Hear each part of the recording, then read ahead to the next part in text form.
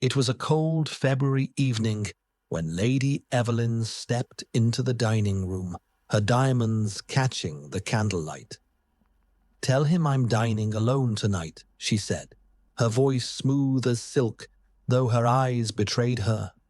I bowed, as I always did, and went to carry out her wish. What she didn't know was that her lover was already waiting in the wine cellar, and I was the one who'd unlocked the door.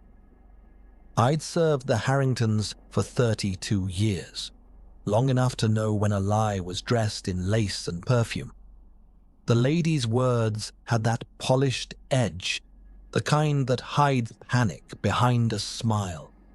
I'd seen it before, the trembling of a wrist, the faint catch in the throat, small betrayals that no one notices but a servant trained to see everything. The chandeliers above me hummed faintly with gaslight, their glow turning her diamonds into tiny flames. She was exquisite, always had been. But that night, her beauty looked like armor, the kind you wear when you expect a bullet. "Very good, my lady," I said, bowing again, though my stomach had already begun to twist. I left the dining room, closing the tall white doors behind me. The air in the corridor felt colder than usual, or perhaps it was me. There are moments in a man's life when his instincts whisper louder than his conscience.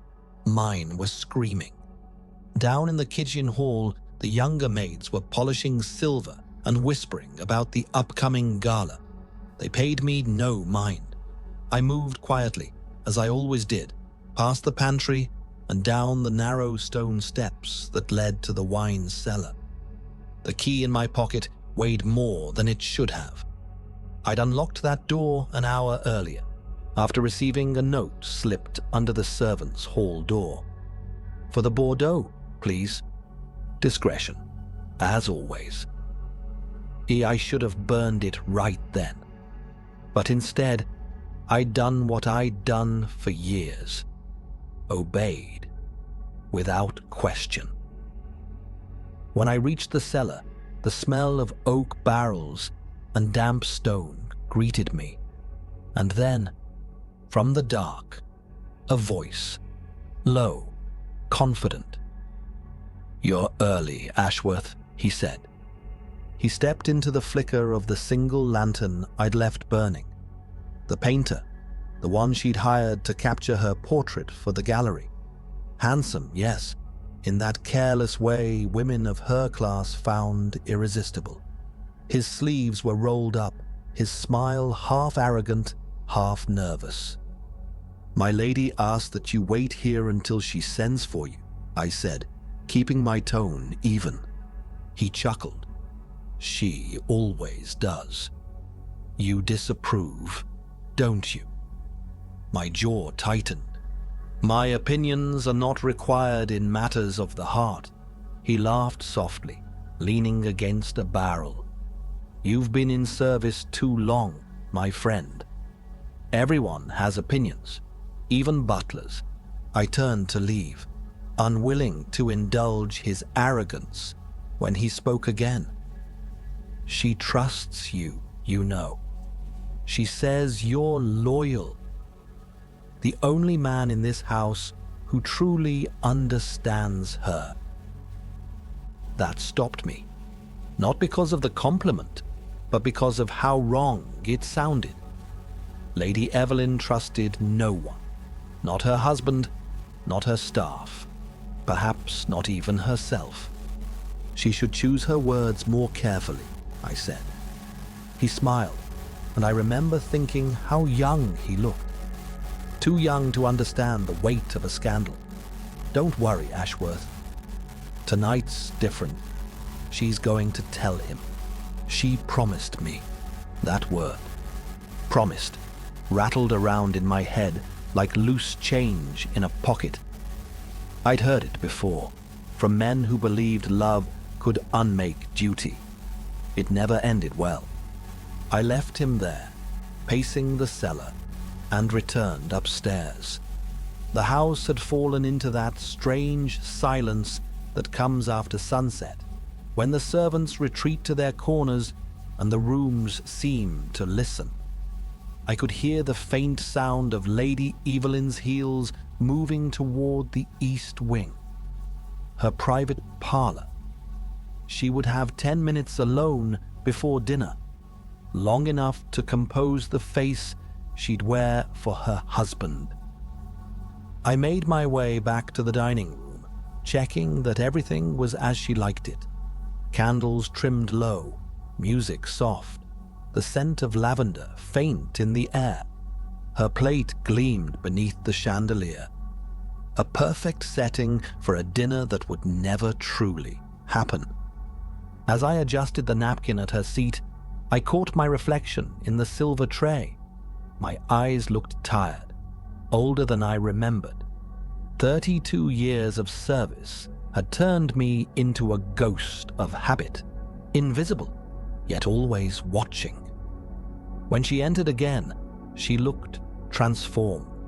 Every trace of panic had vanished. In its place was that same serene mask she wore at the opera, at the charity luncheons, in the portraits that lined the gallery. "Is the wine prepared?" she asked softly. "Yes, my lady," I said. "Good." She adjusted her pearl necklace. "And the cellar?" "Secure," I lied. Her lips curved faintly. "Thank you, Ashworth. You've always been dependable." The word didn't comfort me. It sounded more like a curse. She sat, crossing one leg over the other, her gown pooling around her like spilled ink. "He'll ask for me soon, no doubt," she murmured. "Tell him I'm feeling unwell." "No." "Tell him I wish to dine privately." "Yes, my lady." She looked up then, eyes locking with mine for just a second. Something in them flickered. Fear, perhaps, or regret. "You understand, don't you?" "I'm not certain that I do." She smiled faintly. "Of course you do. You've seen enough." I bowed again, as I'd been trained since boyhood, and left her there in the glow of candlelight. In the corridor, I paused. My hand hovered over the doorframe, my heart beating faster than it should have. For the first time in years, I wanted to speak, to tell her that this path she walked would ruin more than just her marriage. But words are not the servant's right. Silence is our language, obedience our survival. From the far end of the hall, I heard the front door open, the sound of a carriage arriving earlier than expected. Boots on marble, a man's voice. Lord Harrington was home. My blood ran cold. I hurried down the corridor, intercepting him before he could reach the dining room. "My lord," I said quickly, "I thought you were staying in town this evening." He brushed past me, his coat damp with rain. Plans changed. "Where's my wife?" I hesitated. The briefest second, but enough. "In the dining room, my lord." She asked not to be disturbed. He frowned. "Nonsense. I'll join her." And before I could think of another lie, he was moving toward the doors, his hand already on the brass handle. I followed, my mouth dry, my thoughts racing. Below us, in the cellar, the painter waited, young, foolish, in love. Above, the lady played her part with grace. Between them stood me, a servant bound by secrets that were no longer mine to keep. That was the night I realized loyalty could destroy a man. Lord Harrington's footsteps echoed down the marble corridor, each one heavier than the last. I could feel the weight of every lie pressing against my throat. Duty said I should follow. Conscience said I should stop him. Habit 1, as it always did. He pushed open the dining room doors, and Lady Evelyn looked up from her glass of wine with the perfect imitation of surprise. "Darling," she said smoothly, "you're home early." Her voice didn't tremble, not even slightly. That was her gift. She could turn panic into poise in the space of a breath. Lord Harrington kissed her hand and took a seat across from her. "The city was unbearable tonight," he said. "I thought I'd rather have supper with my wife than a room full of dull men." She smiled. How flattering. I moved to the sideboard and poured him a drink, pretending not to notice the way her hand tightened around her napkin. "Shall I prepare dinner for 2, my lord?" He nodded, still watching her. "Yes, 2. "Yes, my lord." I slipped out quietly and returned to the kitchen. The smell of roast duck and rosemary clung to the air, comforting and cruel. The cook looked up as I entered. "Back so soon?" she asked. "Change of plans," I said. "Dinner for 2. She frowned. I thought. So did I. We worked in silence after that, the kind that carries more than words. When I returned to the dining room with the first course, the air had grown heavy with politeness. That brittle kind that only exists in wealthy homes where love has long since died. "Thank you, Ashworth," Lady Evelyn murmured as I set down her plate. "My pleasure, my lady." I stepped back, hands clasped behind my back, eyes lowered, but never blind. I'd served countless dinners, witnessed countless performances, but there was something different in the way she avoided his gaze, how his fingers drummed against the table.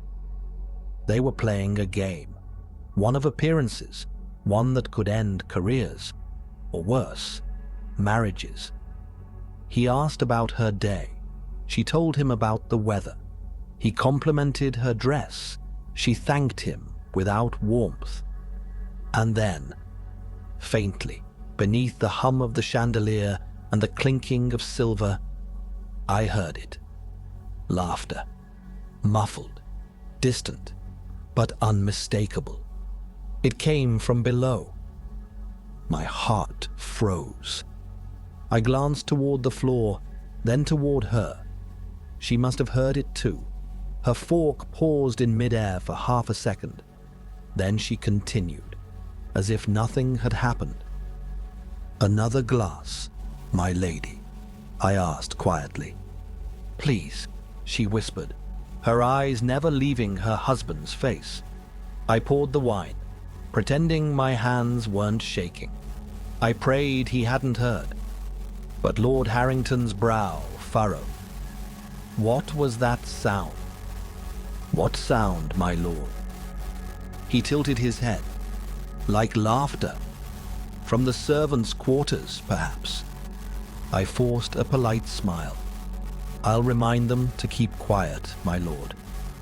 He grunted, satisfied, and returned to his meal. I excused myself as calmly as I could, walking toward the kitchen. But once I reached the corridor, I turned sharply and descended the stairs to the cellar instead. Each step felt like betrayal. The deeper I went, the colder the air became. The laughter had stopped, replaced by hurried whispers. I reached the cellar door, paused, and listened. Her voice, soft, urgent, hiss, low, desperate. "Not now," she was saying. "He's upstairs." "When then?" the painter hissed.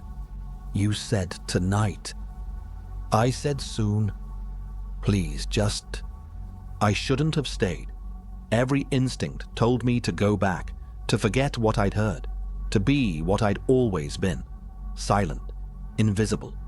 But curiosity is a dangerous thing for a man in service. We call it duty to make it sound noble. I stepped inside. They both startled, like children caught where they shouldn't be. Lady Evelyn straightened instantly, smoothing her gown, her mask slipping back into place. The painter looked at me with something between fear and contempt.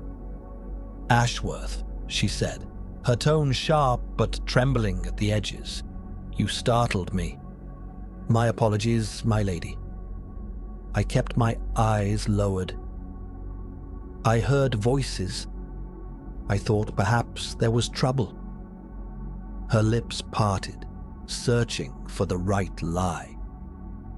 "I was checking the cellar stock." "With company?" I asked before I could stop myself. The painter shifted his weight, stepping closer to her. "I asked to see the collection," he said coolly. "She insisted I shouldn't come down alone." He was lying too, though more smoothly than I expected. "Indeed," I said quietly. "Then perhaps you'd best return upstairs, my lady." The master grows suspicious.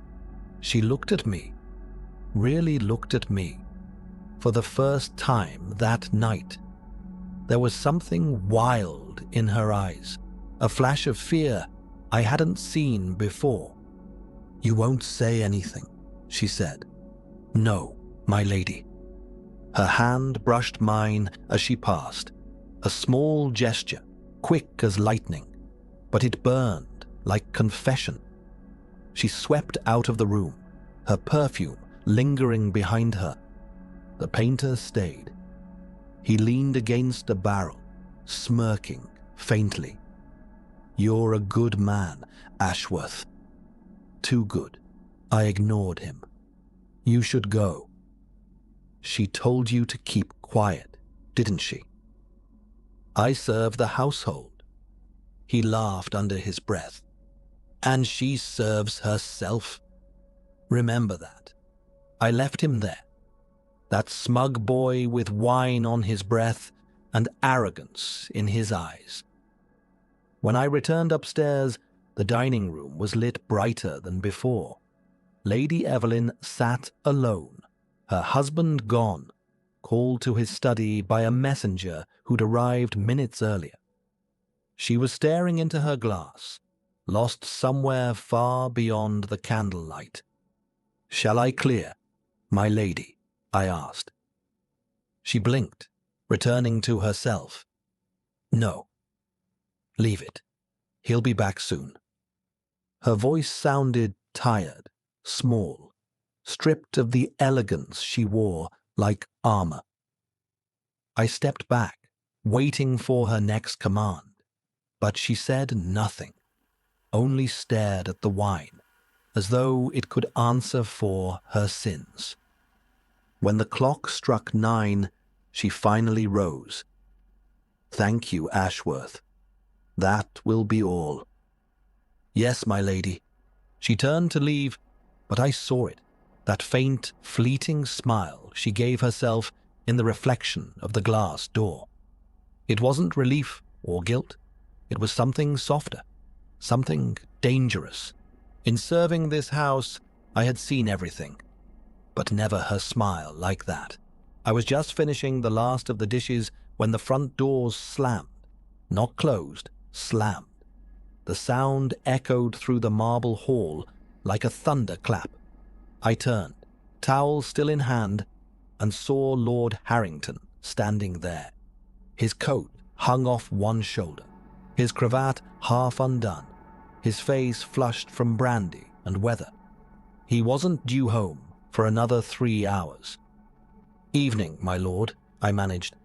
"We weren't expecting—" "Clearly not," he cut in, his tone sharp as the cold. He tossed his gloves onto the console and looked around the foyer, his eyes darting like he was searching for something or someone. "Where's Evelyn?" "In the dining room, my lord," I said. I could feel my pulse in my throat. "She dined alone tonight." He raised an eyebrow, amused in that cruel way only men of power can be. Alone? That doesn't sound like her, not when she's been so sociable lately. I felt my stomach drop. His words were casual, but his meaning was clear. Rumors had reached him, whispers that might now turn into accusations if I didn't tread carefully. She wasn't feeling herself, sir, I said, wiping my hands to give them something to do. Asked for a quiet evening, no guests.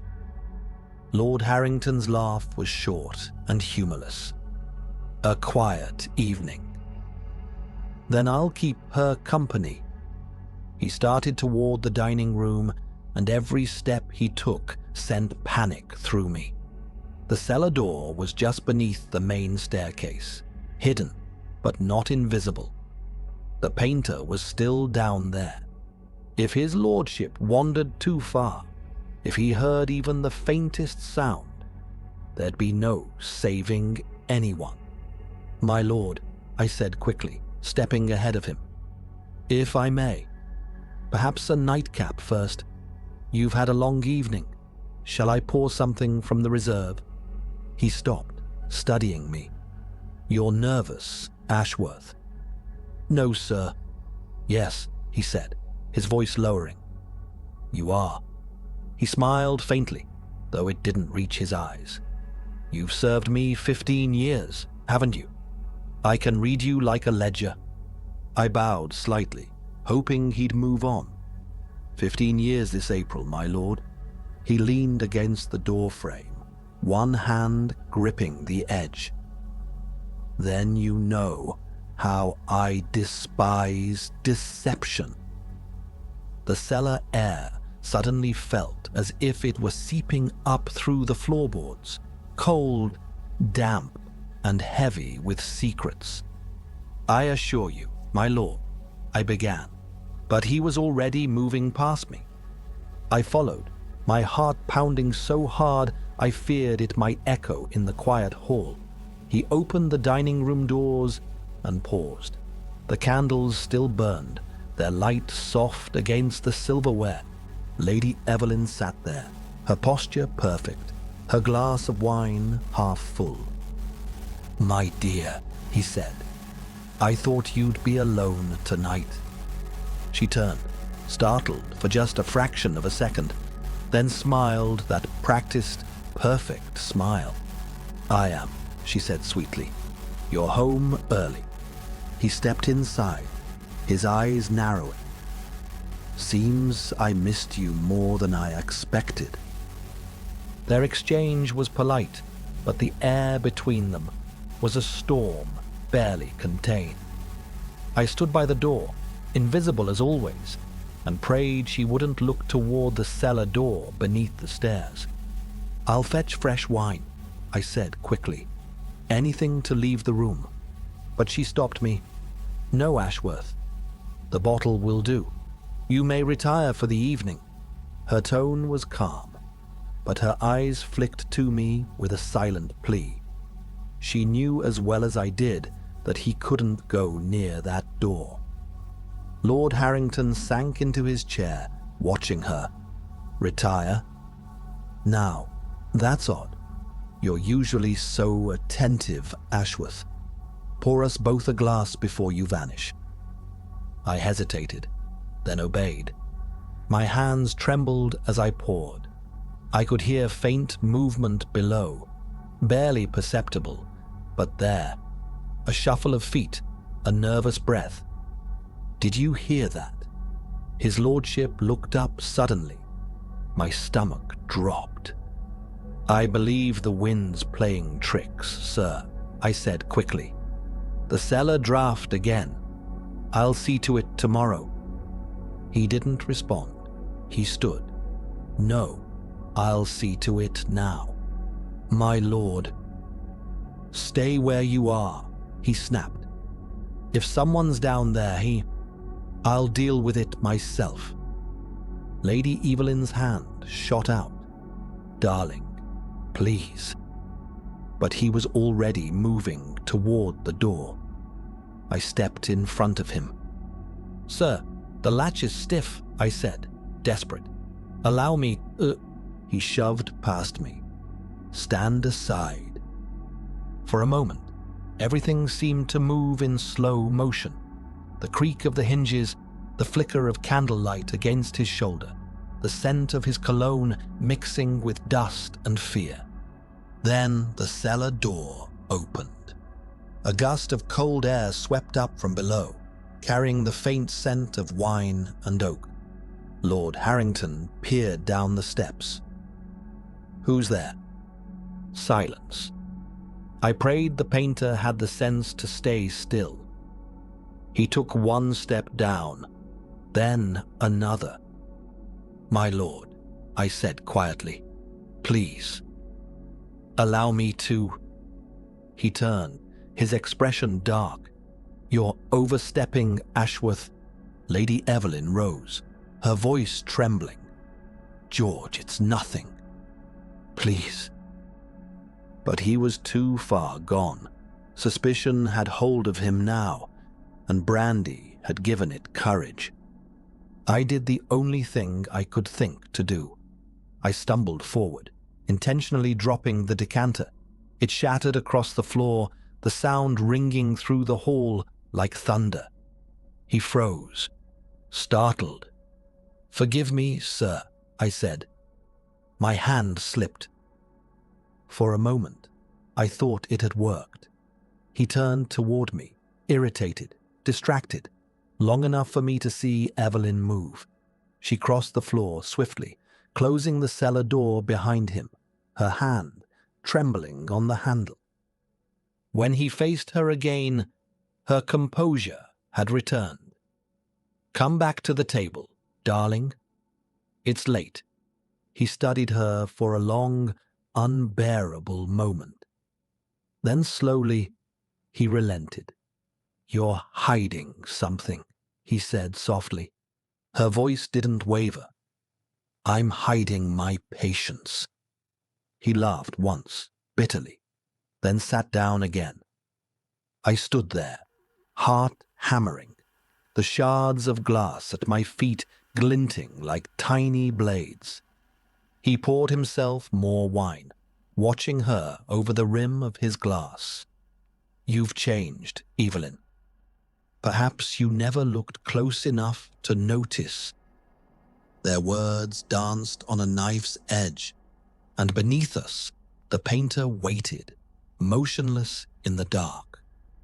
I stayed until his lordship's laughter turned to silence and his head began to nod from drink. Then I took my leave, bowing slightly to her as I passed. Her hand brushed mine, just barely, a whisper of thanks or warning. I couldn't tell which. I walked the corridor back to my quarters, every sound magnified by guilt. I'd covered many sins in my years of service, but never one that could cost a life. I didn't go to my quarters. Not really. My body turned that way, but my feet never made it. The house was too still, too tense, like the air itself was listening. I waited until I heard the faint click of Lord Harrington's chair scraping against the floor upstairs, then his heavy steps fading down the hall toward his study. Only then did I turn back toward the cellar. My hand shook as I reached for the key hanging by the kitchen door. I told myself it was to fetch a bottle, a simple duty I'd done 100 times before. But that was a lie, and I knew it.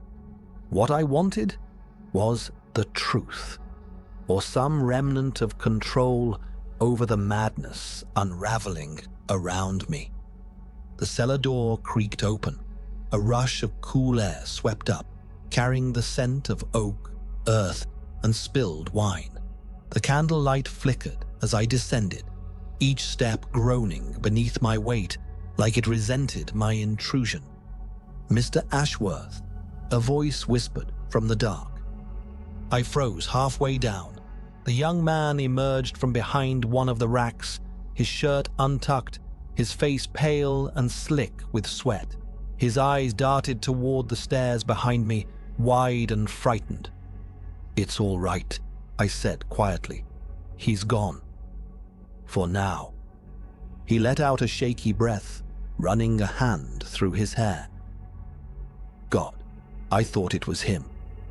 "It nearly was," I replied. "You're lucky her ladyship has quicker wit than most." He laughed nervously, though it came out hollow. She always does. I stepped off the final stair, keeping my voice low. "You shouldn't be here." He looked up, defiant, despite the fear in his eyes. "She asked me to stay. Then she's asking you to die," I said. "You don't understand the man you're crossing." He met my gaze, and in the dim light, I saw it. That blind confidence only youth allows. She said she'd tell him. Tonight. I almost pitied him then.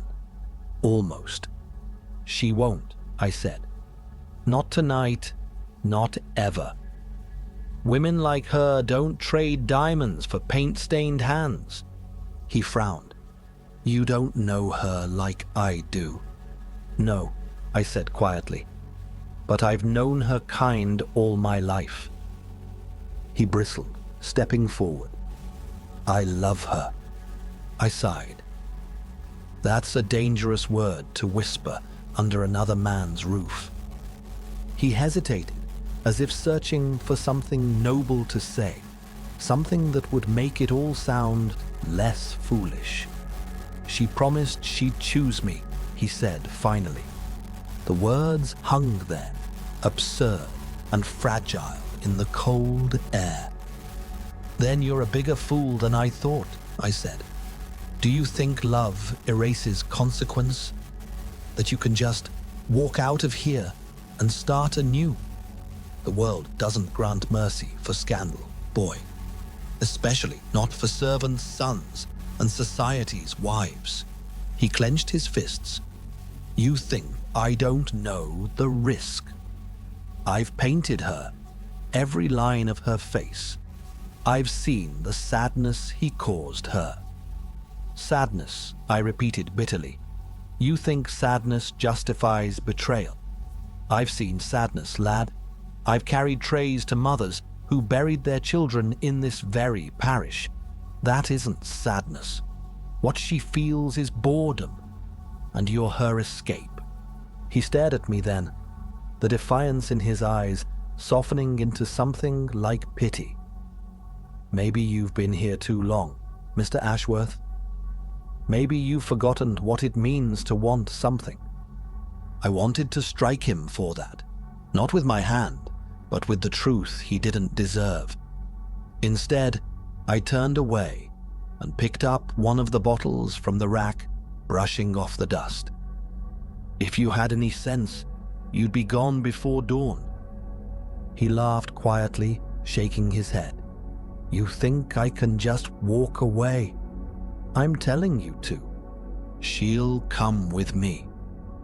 That stopped me. I turned back, slowly. "What did you say?" He smiled faintly, almost proud. "We've planned it. She's meeting me tomorrow night. There's a train from London." "Dear God," I muttered. "You're both mad." He took a step closer, voice trembling but resolute. "I'm not asking your approval. I just need one more night. She said she'd send for me when it's safe." "You'll wait forever," I said flatly. "She will," he insisted. "She said she can't breathe in that house anymore." I looked around the cellar, the barrels, the shelves, the bottles lined like soldiers, and thought how many times I'd heard the same words from trapped souls. The walls were different, the wealth shinier, but the cage was always the same. "Listen to me," I said, lowering my voice. "Men like him don't get left. They do the leaving. and they make sure what's left behind doesn't speak again." He swallowed hard. "You think he'd hurt her?" "I think he already has," I said. "And if he finds you, he'll hurt more than that." He looked away then, toward the narrow window near the ceiling, where a sliver of moonlight filtered in. "She loves me," he whispered, as if saying it aloud could make it true. "Love," I said, shaking my head. "It's a fine word. But in this house, it's just another lie we tell ourselves to sleep at night." He didn't answer. For a long moment, neither of us spoke. The silence between us was thick enough to drown in. At last, I set the bottle down and straightened my coat. "If you're still here when the sun rises, I won't be able to help you again. Do you understand?" He nodded slowly, though his eyes were still somewhere else, upstairs, with her. I turned to leave, the candle flickering in my hand. But as I reached the stairs, I heard him say it, soft but certain. "She'll choose me. You'll see." I didn't look back. I couldn't. The door closed behind me with a dull thud, and the echo seemed to follow me up the hall. For the first time, I wished I'd never heard my own name spoken in that house. I steadied myself before stepping back into the light. The cellar's chill still clung to me, and I feared it showed. The dining room glowed warm and golden, but beneath the soft candlelight, something felt off, as though the air itself held its breath. Lady Evelyn sat at the head of the long table, her back perfectly straight, her gown cascading like poured silk. She was alone, as she had commanded, yet the silence around her felt crowded, heavy with the ghosts of the choices she'd made below. "Your soup, my lady," I said, setting the bowl before her. "Thank you, Ashworth." Her voice was steady, but her hands trembled ever so slightly as she adjusted the napkin on her lap. I poured the wine, the same vintage I'd pretended to fetch from the cellar moments earlier. My pulse thudded with every drop that splashed into the glass. Outside, thunder murmured across the sky. The storm that had threatened all evening was finally drawing near. She lifted her spoon, took a sip, and smiled faintly. "Lovely," she said. But her eyes weren't on the soup. They were fixed on the window, where the rain had begun to trace nervous lines down the glass. "Will his lordship be returning soon?" I asked carefully. She hesitated. "Not tonight." A lie, then. She didn't know. I moved around the table, laying the next course. The silverware clinked lightly, a rhythm that steadied my hands even as my thoughts raced. Beneath us, in the cellar, her lover waited, foolishly trusting in her promise. I wondered if she thought of him now, sitting there in her pearls, playing the role she'd perfected since her wedding day. For a moment, she looked almost peaceful. Then, lightning split the sky, and her reflection flashed in the window.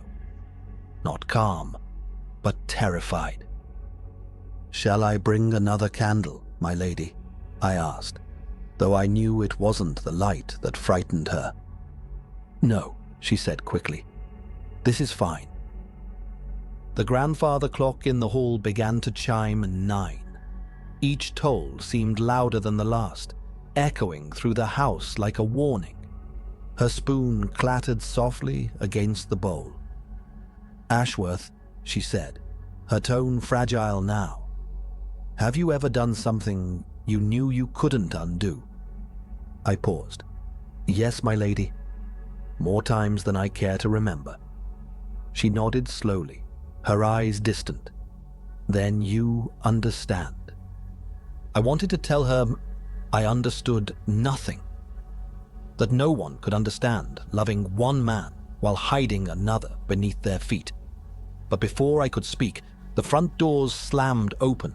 The sound crashed through the house like thunder. We both turned toward the hall. Footsteps, heavy, uneven, impatient. "Good God," she whispered. Lord Harrington's voice boomed before he even appeared. "Evelyn!" She stood at once, her color draining. "Ashworth," she hissed. "Clear the table, quickly!" I froze. My body obeyed out of instinct, hands moving fast, sweeping plates into my arms as the dining room door swung open. He stood there, red-faced, rain-damp, still wearing his coat, his hair disheveled, eyes sharp with suspicion and brandy. "Well," he said, forcing a laugh that didn't reach his eyes. "What a sight! My darling wife dining alone." "My lord," I said, bowing slightly. "Her ladyship." "Quiet, Ashworth," he snapped. Then he smiled at her, the kind of smile that made the room smaller. "You might have told me you planned such an intimate evening." "I thought you'd be gone until morning," she replied softly. "I changed my mind," he said, dropping into the chair across from her. "Business can wait. My wife cannot." She tried to smile. "How thoughtful of you." I could see her chest rising too quickly, the pulse at her throat fluttering. Every nerve in me screamed to move, to distract him, to invent some excuse to lead him away. But how? "Dinner smells delightful," he said, glancing toward me. "Bring me a plate, Ashworth." I hesitated. "At once, my lord." My hands shook as I fetched the extra setting. The silver felt heavier than usual. "So," he said, swirling the wine I poured. "Alone again, were you? I worry, Evelyn. You seem lonely lately." She smiled tightly. "You needn't concern yourself, dear. I manage just fine." "Do you?" he asked. "Because I've noticed you've taken quite an interest in that young painter fellow." "What's his name?" Her spoon froze halfway to her mouth. I nearly dropped the plate. "Oh," he said, pretending to think. "Holloway, isn't it? The one doing the portrait. Fine talent. Handsome chap." "I believe he's finished his commission," she said quickly. "Is he?" Lord Harrington asked, leaning forward. "Funny. I thought I saw his coat hanging in the servants' hall this morning." The silence that followed was unbearable. I could hear the storm outside, the rain drumming on the roof, the distant roll of thunder. "I'll see that it's returned to him," I said, stepping in. He didn't even look at me. "You do that, Ashworth." Then to her. "Odd, though, isn't it? A servant's coat in my home after the man's been dismissed." Her hands trembled, but she kept her gaze steady. "Perhaps one of the maids—" He slammed his glass down. "Don't insult me." The candles quivered from the force of it. "Henry," she whispered, "you're drunk." "Drunk, am I?" He laughed bitterly. "Well, that would make two of us. You with your fine wine and your finer lies." "My lord," I began, but he raised a hand sharply. "Enough, Ashworth." His voice softened, but the kind of softness that comes before the breaking. "I think I'll stay for dinner, after all." He reached for her plate, dragging it toward him, his fingers smearing the edge. She stared at him, her face pale as parchment. Outside, lightning flashed again, illuminating everything. The table, the trembling crystal, her white-knuckled grip on the napkin. He lifted her fork, took a bite, then smirked. Delicious. A shame to eat alone. Her throat bobbed as she swallowed hard. If you'll excuse me. You'll stay, he said, his tone final. The rain hammered harder. Somewhere deep beneath us, a faint sound echoed, a muffled clink of glass, then a loud crash. She flinched. He didn't notice, but I did. The fork slipped from her hand, and somewhere beneath us, a bottle shattered. Lord Harrington's head snapped up. What was that? My pulse stuttered. The echo of breaking glass had already faded, but it lingered in my ears like a confession I couldn't swallow. Lady Evelyn sat perfectly still, her face pale, her hand frozen above her napkin. It must be the kitchen staff, my lord, I said quickly, clearing the dishes. He frowned. At this hour? They work late when there's company, sir. He studied me for a long moment, the suspicion behind his eyes sobering him more effectively than any cold rain could. Then see that they finish quietly. Go. Yes, my lord. I bowed, though I could feel Lady Evelyn's eyes on me, pleading, warning. I didn't dare meet them. My shoes clicked softly on the marble floor as I left the room, every step feeling like a lie. The moment the dining doors shut behind me, the sound of her voice drifted faintly through them. Too calm, too careful. She was distracting him, buying me time, or perhaps buying herself mercy. The corridor beyond was dark, only a few sconces burned. The rain outside had become a downpour, a steady roar that swallowed smaller noises. I reached the cellar door and paused, listening. Nothing but the muffled pulse of thunder. My hand trembled as I turned the key. The hinges moaned like something in pain. The air that met me was cold and sharp, scented with spilled wine and something else, something metallic. I descended slowly, one hand on the wall, the other clutching a candle. Shadows stretched long across the barrels, twitching with every flicker of light. Mr. Holloway? I whispered. It's Ashworth. No answer. My heart hammered as I moved deeper between the racks. The shards of a shattered bottle glittered faintly on the floor. Burgundy streaked the stone, dark and glossy in the dim glow. I crouched, touching it with the edge of my handkerchief. It was too thick, too dark. Not wine. Good God. A soft groan came from behind the barrels. I turned sharply. He was there, half sitting, half slumped against the wall, one hand pressed to his side. The painter's face was ashen, his eyes unfocused. A trail of blood marred his shirt, seeping between his fingers. Mr. Holloway, I said, crouching beside him.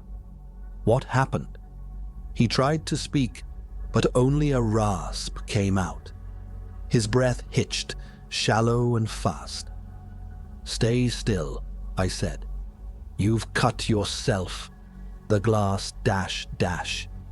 He swallowed hard. She did it. I froze. Lady Evelyn. He nodded weakly. She heard him. She panicked. I tried to calm her, but he gasped, clutching tighter. Said I'd ruined everything. For a moment, I couldn't move. The cellar spun around me. I wanted to deny it, to tell him he was delirious, that she could never. But I'd seen that look in her eyes before. that flicker of fear that hides behind beauty. She didn't mean to, I said, though I didn't believe it. He gave a broken laugh. She meant it enough. The thunder cracked overhead, rattling the bottles in their racks. Somewhere above, I imagined her smiling, her voice steady as she poured her husband another glass.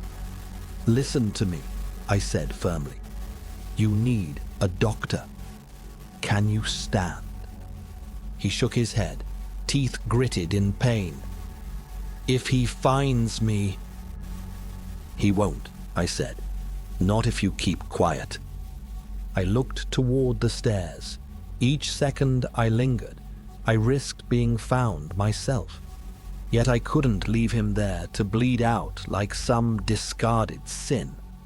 "Hold this," I said, pressing the handkerchief to his wound. "Keep pressure." He caught my wrist weakly. "You'll help me?" "I'll try." His grip tightened. Why? Because it was the first decent thing left for me to do, I thought. But all I said was, "Because you're still breathing." He released me, his hand falling limp against the floor.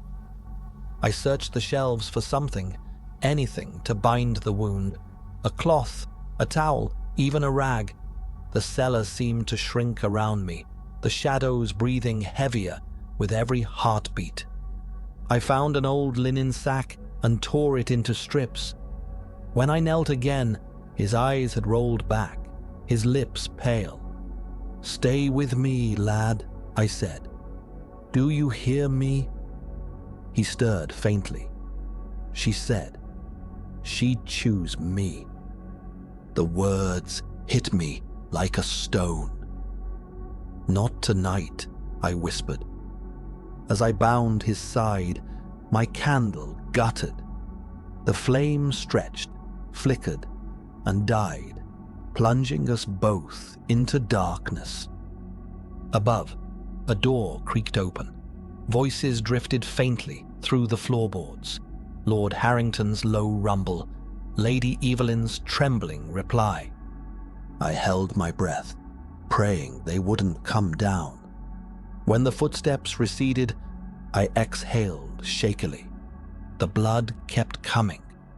I could feel the warmth of it through the linen, spreading across my hands.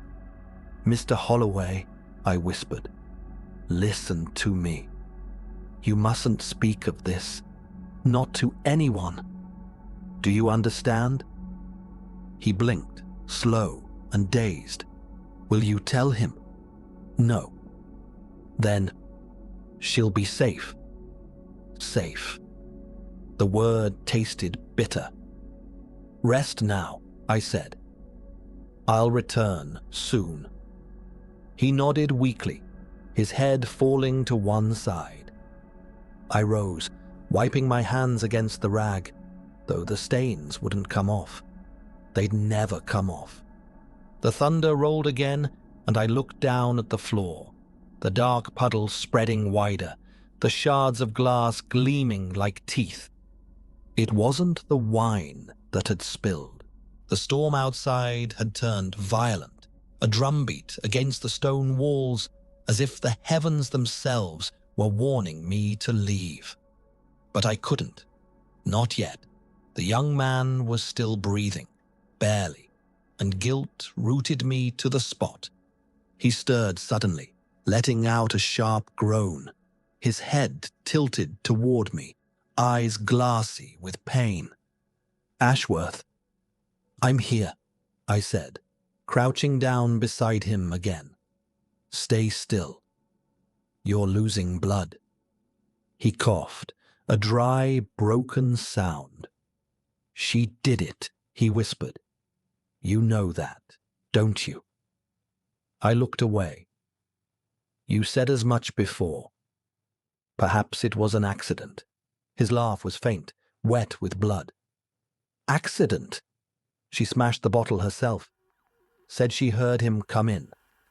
Said I'd ruined everything. Next thing I knew, He trailed off, wincing. I don't think she even realized she'd cut me. Thunder rumbled through the ceiling beams, rattling dust from the old wood. I imagined her upstairs, smiling across the table, pretending her hands were clean. "She'll come back," he said. "She promised." "No," I said quietly. "She won't." He turned his head toward me, searching my face as if I held the truth he refused to see. "You think she'll leave me here to die?" "She's thinking of herself now," I said.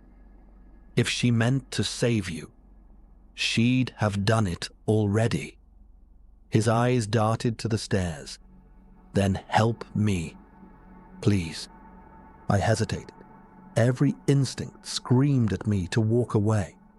If I were caught aiding him, it wouldn't just be his life in danger, but his voice, so young, so desperate, cut through me.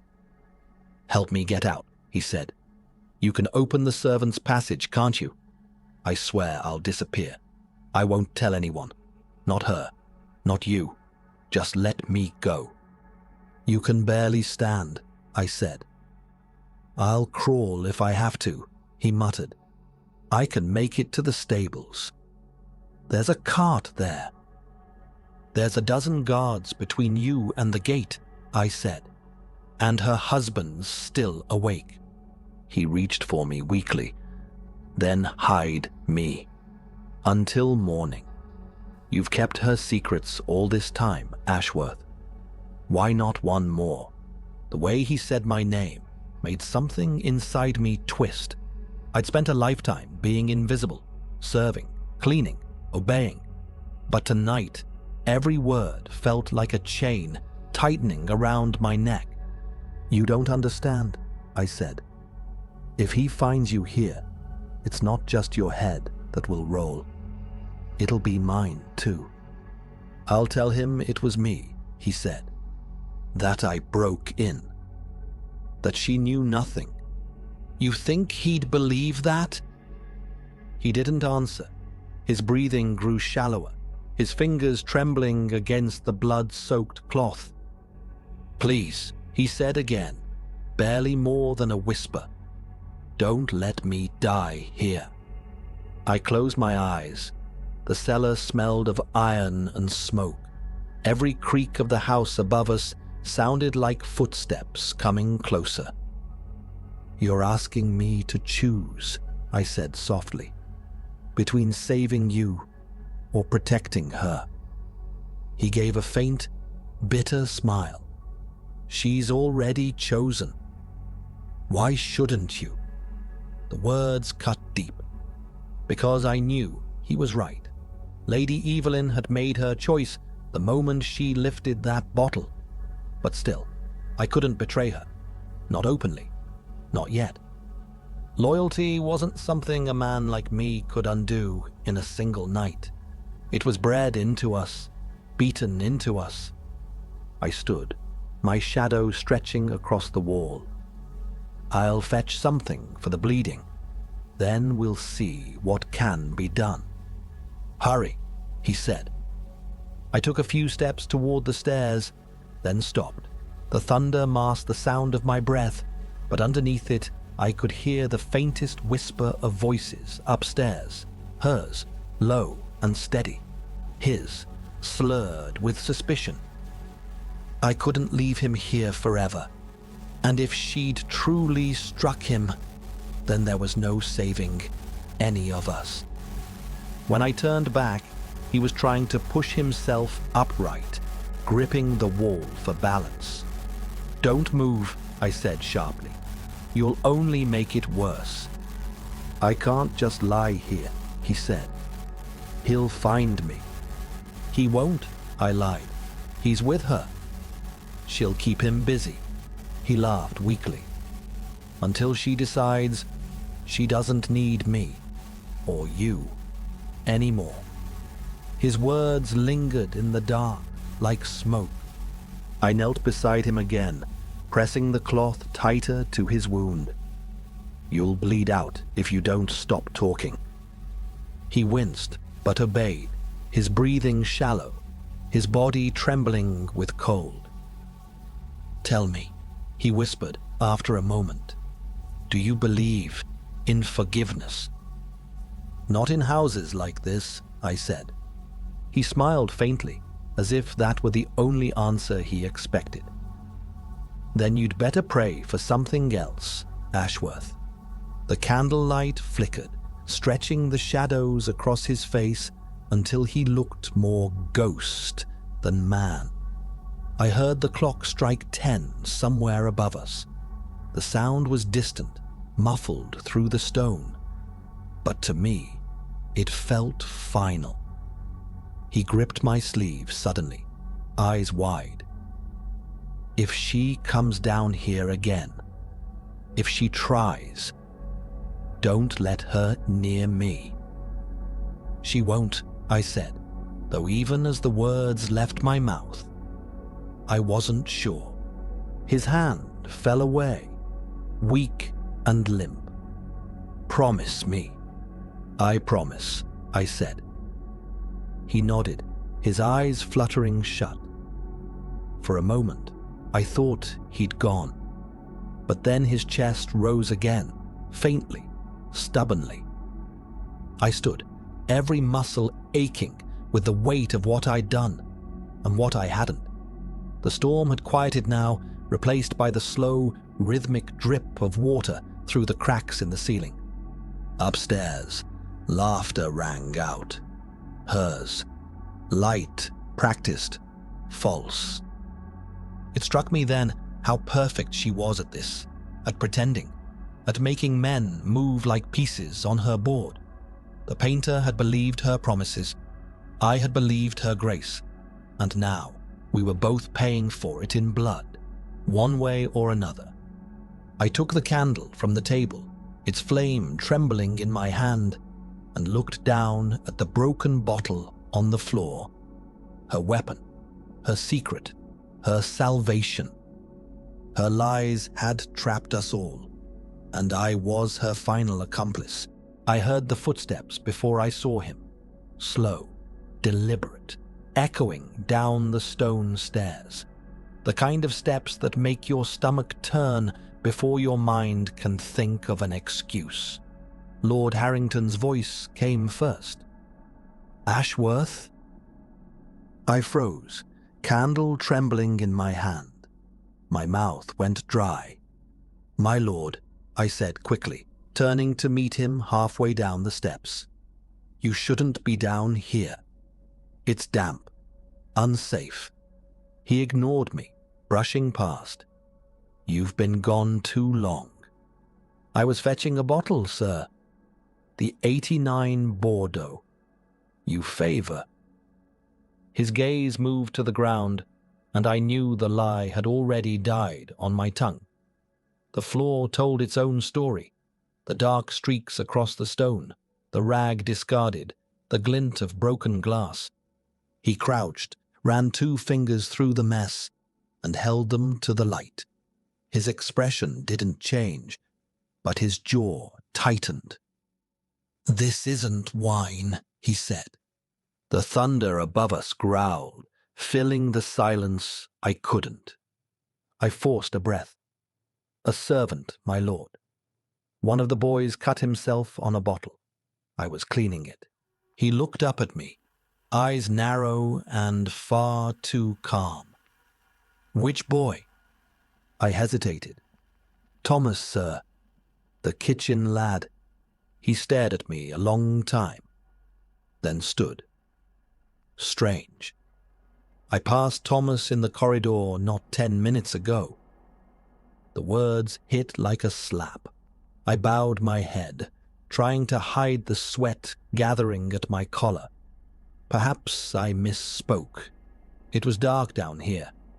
I only saw. "Enough." His tone dropped to a dangerous whisper. "Do you take me for a fool, Ashworth?" "No, my lord."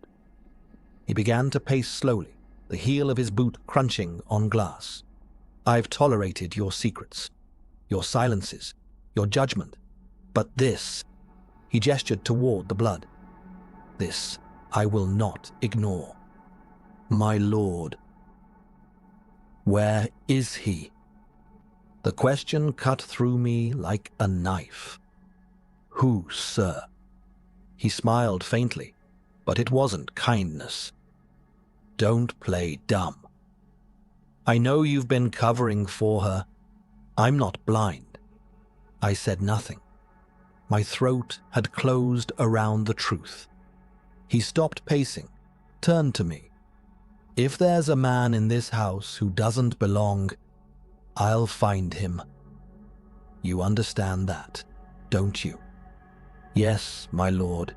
He stepped closer, his breath sharp with brandy. Then, tell me now, where is he?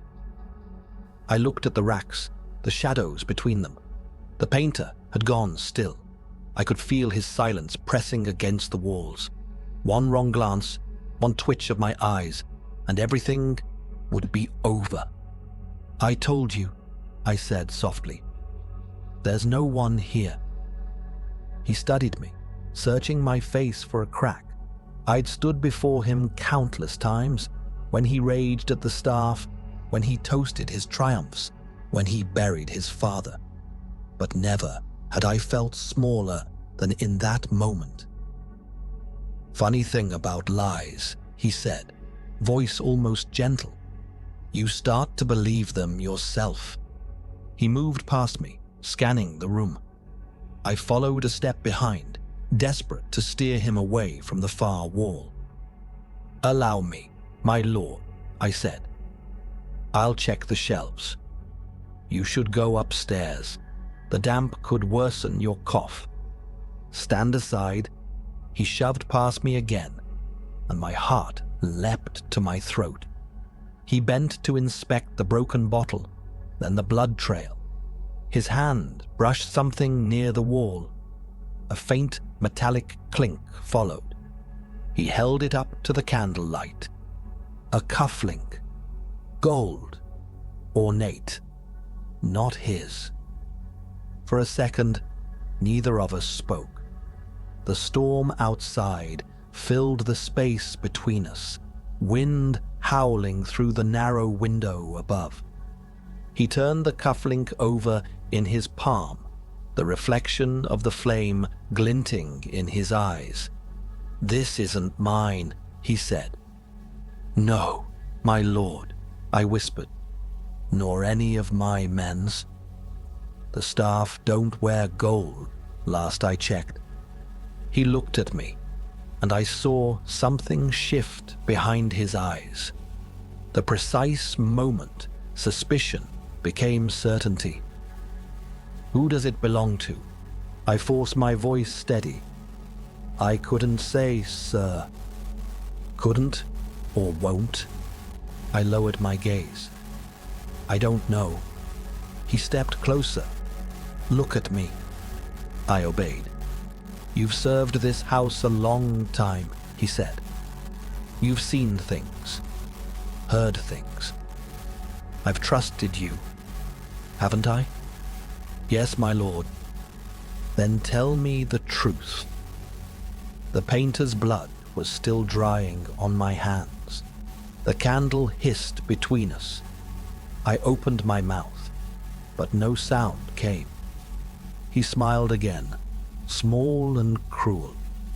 That's what I thought. He slipped the cufflink into his pocket and turned for the stairs. My lord, I said quietly, what will you do? He paused halfway up. What I must. And then he was gone, leaving the door half open behind him. I stood there for a long while, staring at the place where he'd stood, where the lie between us had become something real, something alive. In the silence that followed, I heard it.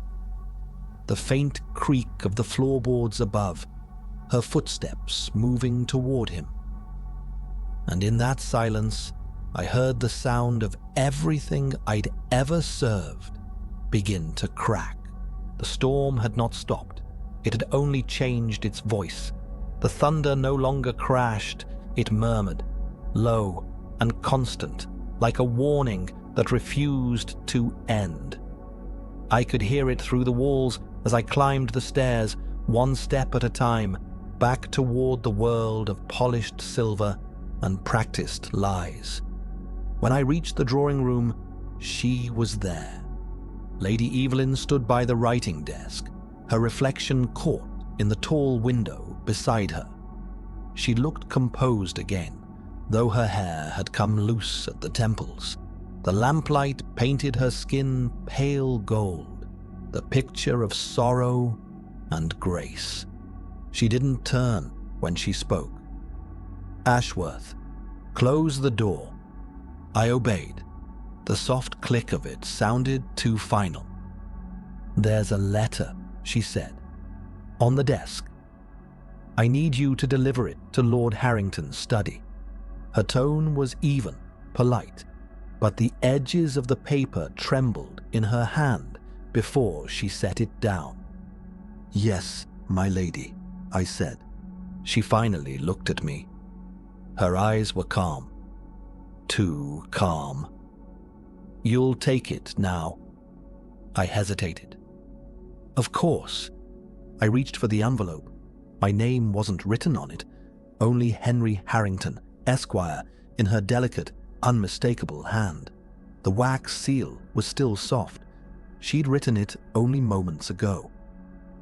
"May I ask," I said carefully, "if there's an urgent matter within?" "Only truth," she said. The way she said it made my stomach turn. I bowed, turned to leave. But as I crossed the threshold, she called after me, her voice almost gentle. "Ashworth?" "Yes, my lady." She smiled faintly. "You've served me well." Truly. Something about it sounded like farewell.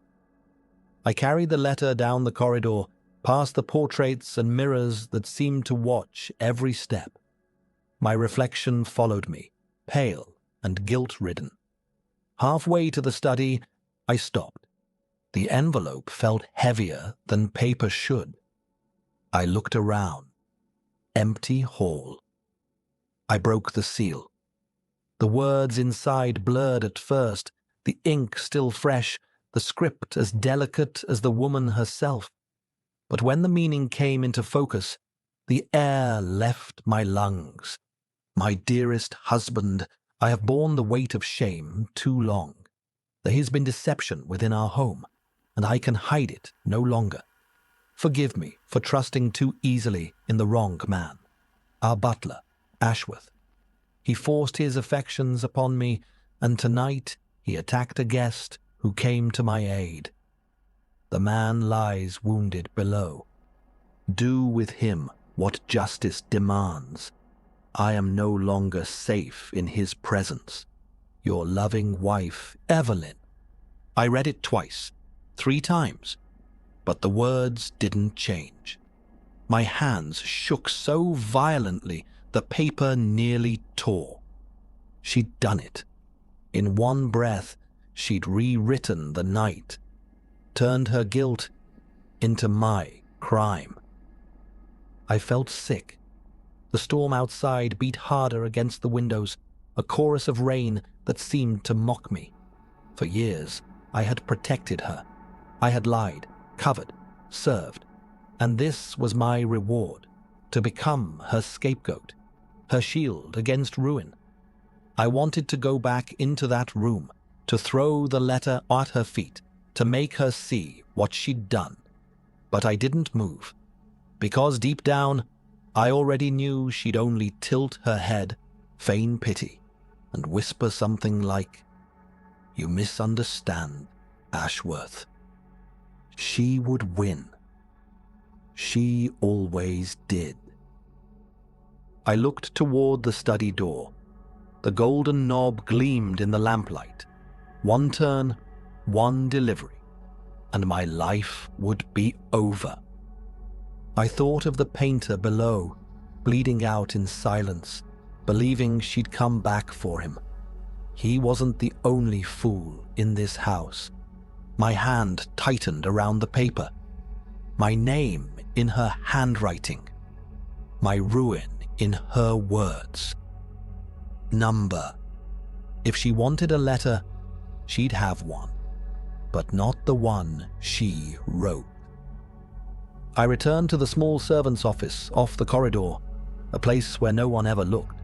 There was ink there, and sealing wax, and paper that matched her own. I sat down, heart pounding, and began to write.